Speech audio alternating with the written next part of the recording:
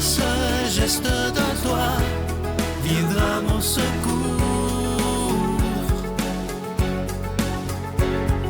Viens semer dans mon âme le grain de l'amour. Je traverse un désert et je meurs de soif. Montre-moi le mystère qui garde la foi. Bonjour, bienvenue à votre émission La Victoire de l'amour en ce mardi 15 février. J'espère que vous avez passé une belle Saint-Valentin. On rejoint tout de suite Brigitte avec sa chronique et au commentaire homilétique, oui, ce sera Simon Lessard.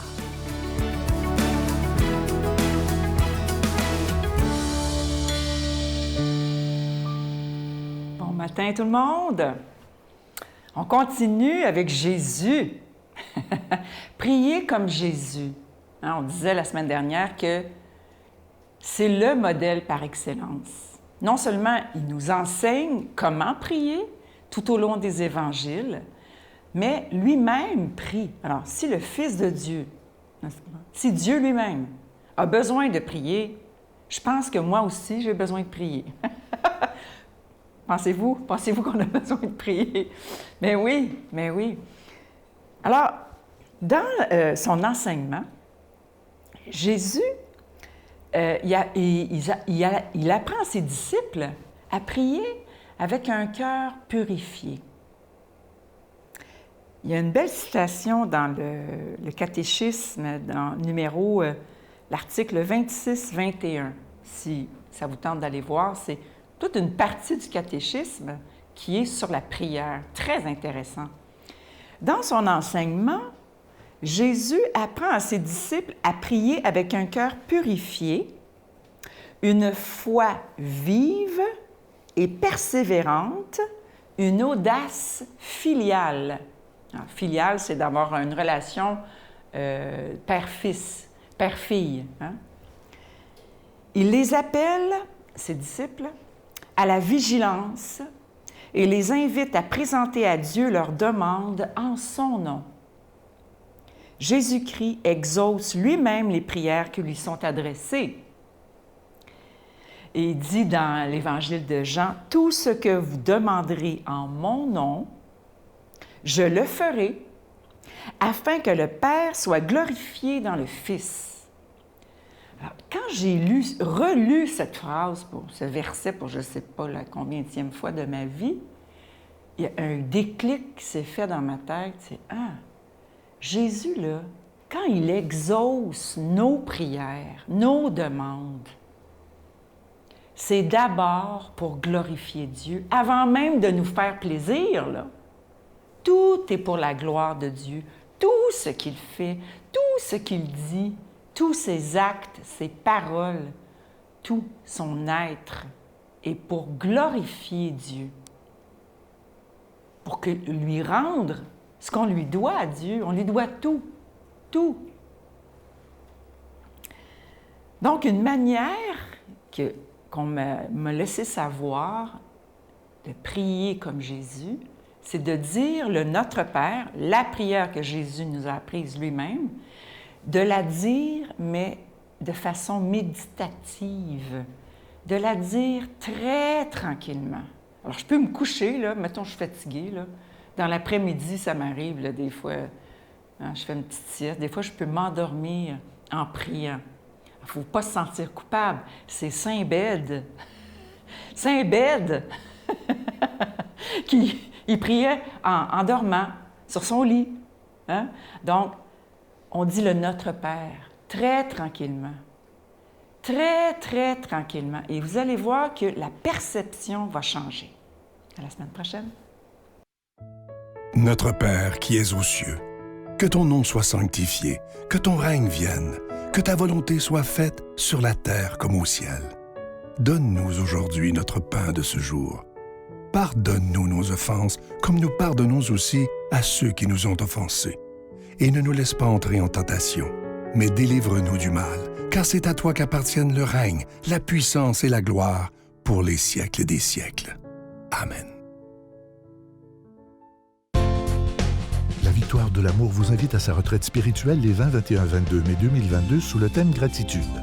En compagnie du Père Michel-Marie Geneviève Côté, les docteurs Marie-Camille Duquette et Nicolas Michaud, Miguel Padilla et Sylvain Charon, invité spécial Christine Michaud, à l'hôtel et suite Le Dauphin de Drummondville. Réservé au 514-523-4433, sans frais 1-888-811-92-91. Voir le beau, apprécier le bon et faire le bien. Je suis tellement content de vous parler de ce magnifique cadeau du mois de février. C'est le mois de la Saint-Valentin, bien entendu. Et il s'agit d'un pendentif. C'est le pendentif de l'amour et de l'amitié. Il est en cristal tchèque. Ça inclut la chaîne en acier inoxydable, donc ça ne ternira pas. Et ce bijou, il est déjà béni. Je vous rappelle que vous le recevrez avec un don de 25 $ et si vous en voulez deux, avec un don de 40 $.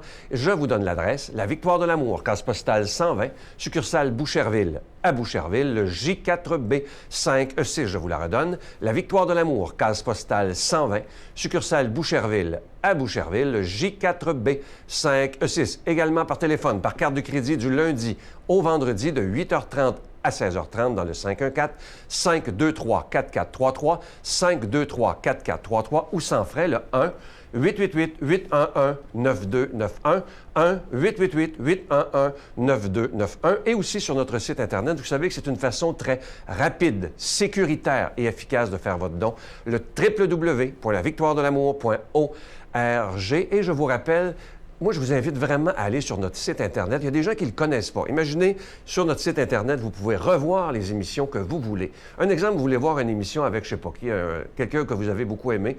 Vous allez dans le moteur de recherche du site Internet, vous cherchez le nom que vous voulez, vous cliquez sur OK et l'émission que vous désirez va apparaître et c'est tout à fait gratuit. Prenez le temps de vous en servir. C'est des heures, moi je dis des centaines d'heures de ressourcement. Alors profitez-en, c'est tout à fait gratuit. Je vous remercie d'avance de votre prière soutenue et merci de tout mon cœur de votre grande générosité pour la victoire de l'amour.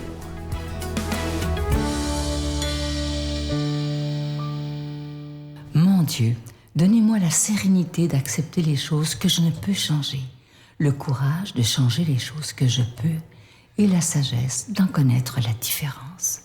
Amen.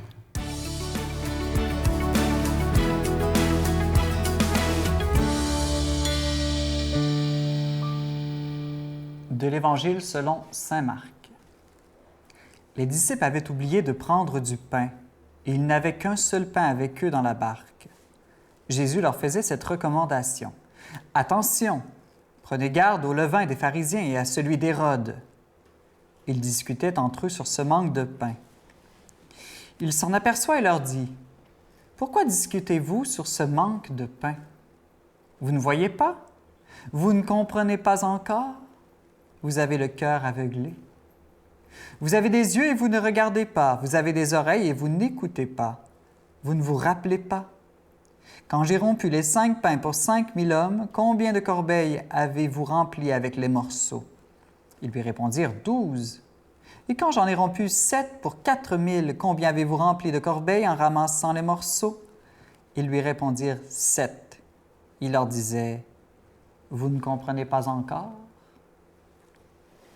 Comprenez-vous? Ils n'avaient qu'un seul pain avec eux dans la barque. Remarquez qu'il leur manque même pas encore de pain, il leur en reste un, hein? Mais ils craignent de manquer à manger. Les disciples sont en train de perdre confiance en Dieu, en sa providence, hein? En son amour, hein? D'une certaine manière. Comme si Dieu ne serait pas tout-puissant, comme si Dieu ne les aimait pas, comme s'il ne leur donnerait pas ce dont ils ont besoin pour être heureux au moment où ils en ont besoin. Combien de fois est-ce que nous-mêmes, on est un peu comme ces disciples-là et qu'on a peur pour rien, hein? Peur pour des choses qui finalement n'arriveront peut-être sûrement pas. On est un peu comme ces disciples. La providence, hein, vous savez, ça vient du préfixe pro qui veut dire devant, hein, et du mot latin videre qui veut dire voir. Donc c'est voir devant, voir à l'avance. Eh bien, la peur en nous, elle vient toujours quand on veut que ce soit toujours nous qui prévoyons toutes choses. Parce que nous, on sait bien qu'on n'est pas tout-puissant. Au contraire, la confiance, l'espérance, elle vient quand on s'abandonne à Dieu, quand on remet à Dieu le fait que ce soit lui qui prévoit tout, lui qui prépare tout pour nous. Il est dit dans l'Évangile, ils discutaient entre eux sur ce manque de pain.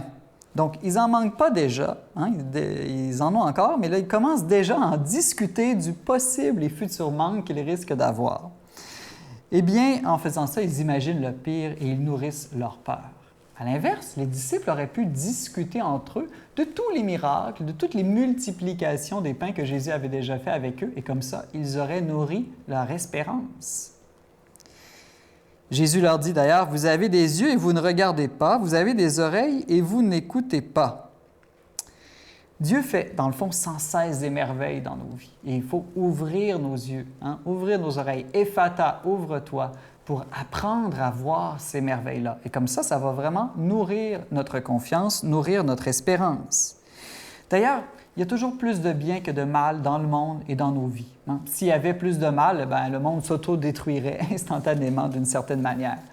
Souvent, je donne l'exemple, vous savez, si une maman s'occupe mal de son enfant, ça va probablement faire la une des journaux. Mais si 1 million de mamans s'occupent bien de leur enfant aujourd'hui, ça ne fera pas la une des journaux. Pourquoi? Parce qu'on est tellement habitué à ce bien-là que ça ne retient plus notre attention. C'est justement parce que le mal est rare qu'il attire notre attention. Mais donc ça, c'est une bonne nouvelle. Il y a toujours plus de bien et il faut convertir notre regard, ouvrir nos oreilles pour voir tout le bien, toutes les merveilles que Dieu fait constamment dans le monde. Quand Jésus le dit aux disciples, « Vous ne vous rappelez pas? Hein? » Il leur pose plusieurs questions comme ça. Il leur dit, « Quand j'ai rompu les 5 pains pour 5 000 hommes, combien de corbeilles avez-vous rempli avec les morceaux? » Et ils lui répondirent, « 12. » Pour dire quoi? Non seulement dans le passé, j'ai toujours été là pour vous, mais je vous ai donné en abondance et en surabondance. Donc Dieu nous donne non seulement tout ce dont on a besoin, mais souvent il nous donne beaucoup plus même que ce qu'on lui demande et ce dont on pense avoir besoin. Dans l'Ancienne Alliance, déjà les Juifs avaient compris cela, faire mémoire des merveilles de Dieu pour nourrir l'espérance. Hein? Ils célébraient la Pâque pour se rappeler comment Dieu les avait libérés d'Égypte. Et puis nous, dans la Nouvelle Alliance, on célèbre à chaque messe cette nouvelle Pâque, hein, cette libération de l'esclavage du péché par la mort et la résurrection de Jésus. On fait mémoire de ces merveilles pour nourrir non pas notre peur, mais notre confiance. Parce qu'au fond, c'est très simple. Si Dieu a toujours été là dans le passé pour nous, il n'y a aucune raison qu'il ne soit pas là dans le futur. Donc, se rappeler comme ça, faire mémoire du passé, c'est le meilleur moyen de se libérer de toute peur et de nourrir notre confiance. Je vous laisse sur cette prière de Padre Pio que j'aime beaucoup et qui reprend un peu cette idée. Hein? « Mon passé, Seigneur, à ta miséricorde, mon présent à ton amour, mon avenir à ta providence. » Voilà ce que je demande aujourd'hui au Seigneur pour nous, une grande confiance en sa providence et qu'il nous bénisse au nom du Père, du Fils et du Saint-Esprit. Amen. Je vous salue Marie, pleine de grâce. Le Seigneur est avec vous. Vous êtes bénie entre toutes les femmes, et Jésus, le fruit de vos entrailles, est béni. Sainte Marie, Mère de Dieu, priez pour nous pécheurs, maintenant et à l'heure de notre mort. Amen.